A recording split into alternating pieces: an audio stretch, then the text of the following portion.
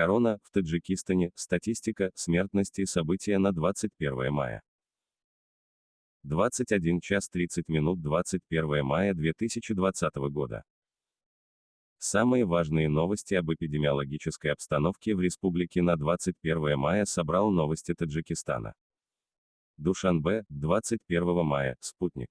Республиканский штаб по предотвращению пандемии коронавируса признал наличие инфекции в Таджикистане 30 апреля.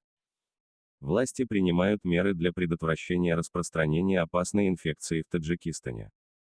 Динамика коронавируса в Таджикистане. Авторские права ЭП, новости Таджикистана. Минздрав Таджикистана, число больных коронавирусом достигло 2350. За сутки число выявленных случаев коронавируса составило 210. Общее число случаев заболевания в Таджикистане 2350, болеют на данный момент 1298 человек.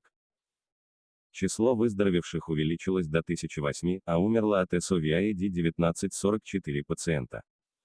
Смерть на передовой борьбы с коронавирусом. Известный таджикский врач, один из ведущих хирургов республики, писатель Саид Шохакрамов умер от коронавируса. У медика не выдержало сердце на фоне протекающей болезни COVID-19.